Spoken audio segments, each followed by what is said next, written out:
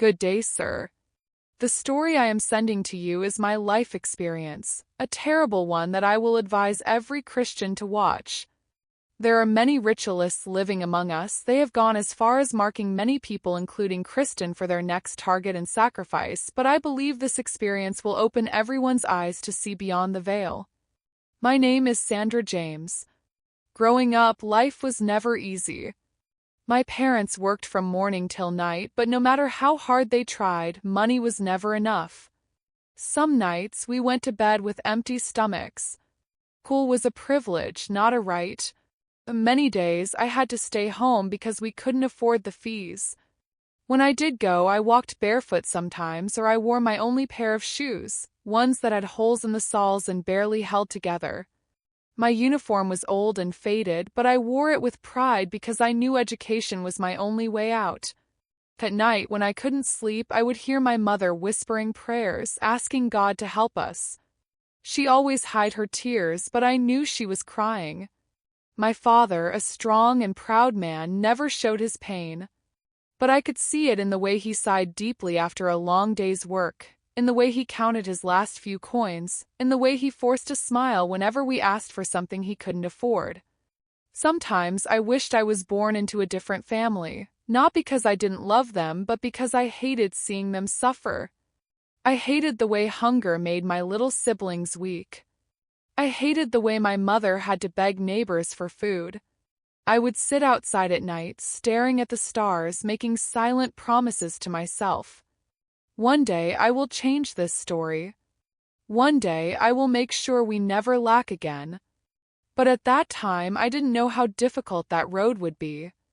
I didn't know that the desire to escape poverty could lead me into even greater trouble. At a young age I made a promise to myself. I would never live in poverty again. I would work hard, get an education, and lift my family from this endless cycle of lack. But life does not always reward hard work. No matter what I tried, money still slipped through our fingers like sand. My mother fell sick, and we could barely afford her medication. I watched my siblings go to bed hungry while I studied under candlelight, determined to find a way out. Getting into university felt like the start of a new chapter in my life, a chapter where things would finally get better. I believed that education was my way out of poverty, my ticket to a better future. But I was wrong. From the moment I arrived on campus, I realized how different my life was from the other students. Many of them dressed in designer clothes, owned expensive phones, and lived in well-furnished apartments. They ate at fancy restaurants, traveled for vacations, and never seemed to worry about money. Meanwhile, I struggled to afford even the most basic things. My hostel room was small and empty, my clothes were worn out, and sometimes I had to skip meals just to save money. I tried to focus on my studies, but it was hard when I had to count every last coin before deciding whether to eat or buy handouts for my classes. The weight of my family's struggles still sat heavily on my shoulders. Every call from home reminded me that they were depending on me to change our situation. One evening, my closest friend, Sonia, invited me to her apartment. It was nothing like my hostel room. Her place was beautifully furnished, with soft couches, a television, and a fridge stocked with food. As I sat there, feeling out of place, she looked at me and said, "Sandra, life is not fair.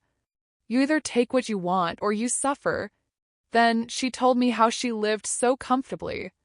Older men, men with money, were willing to take care of young girls like us in exchange for attention. These men paid for everything: clothes, rent, food, even vacations. I felt disgusted. This was not how I was raised. I shook my head and told her, "I can't do that." She laughed.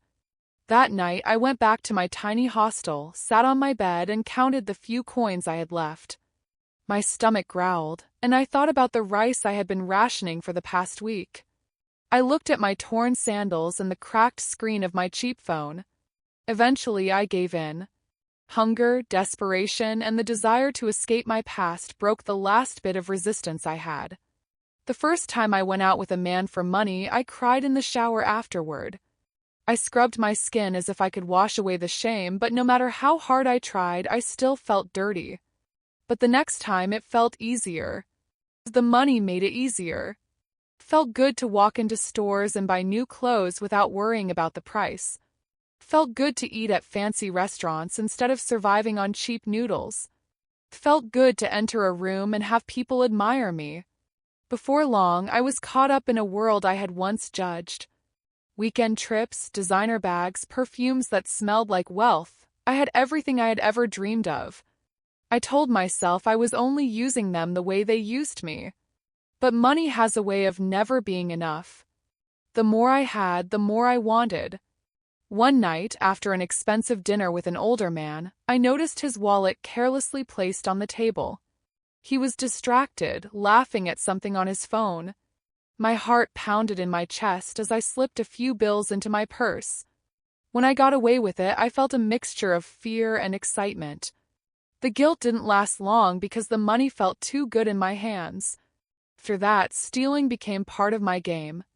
If a man was careless, I took advantage of it. I justified my actions by reminding myself of the years I had suffered. Life is about survival, I told myself, and I refused to suffer again. By the time I was in my final year, I had already undergone 3 abortions. The first time, I cried for days. The second time, I convinced myself I had no choice. By the third time, I barely felt anything. But late at night, when I was alone, the weight of my choices suffocated me. I tried to push those thoughts aside, reminding myself of my goal. I wasn't doing this just for fun, I was doing it for my future. Once I found a rich man to marry, everything would be fine. All my struggles would be worth it. Or so I thought. I rejected any man who didn't have money. Poor men disgusted me, and I made no effort to hide it. I didn't suffer all these years just to marry a struggling man, I would say. Every night I prayed that I would never end up with a poor man. Then I met Nicholas. We were at a high-end restaurant when our eyes met. He was handsome, calm, and wealthy. I could tell from the way he carried himself. He approached me with confidence, and we talked like old friends. Within weeks, he showered me with gifts. He was perfect, or so I thought. Everything moved fast. Nicholas came into my life like a dream come true. He was rich, calm, and gentle, everything I had prayed for. Within months, he proposed, and without hesitation, I said yes. I ignored the small signs, the way he never spoke about his job in detail, the way he received mysterious phone calls late at night, the way he disappeared at odd hours without explanation. I convinced myself that rich men were simply busy. Why question the man giving me everything I ever wanted? I was blinded by wealth and comfort. After the wedding, life felt perfect. We traveled to places I had only seen in magazines. I wore clothes that made people turn their heads when I walked into a room. My bank account had more money than I had ever seen in my life. I told myself that my past struggles were finally over. But comfort has a way of making you overlook danger. One night I noticed something strange. The beginning of every month, Nicholas bought a live chicken. But by morning, the chicken was gone. There was no sign of it being cooked or eaten. When I asked about it, he simply smiled and changed the subject. I let it go. There was also a room at the far end of the compound, a place that looked abandoned and dirty. I assumed it was for old, broken items, a storeroom that no one cared about. There was no proper path leading to it, almost as if it was meant to be forgotten. I never bothered to ask about it. I should have. One morning, I told Nicholas the first was going out. Kissed me on the forehead, his usual calm smile on his face. "Drive safe," he said. I got into my car and drove off, but after a few minutes, I realized I had forgotten my phone charger.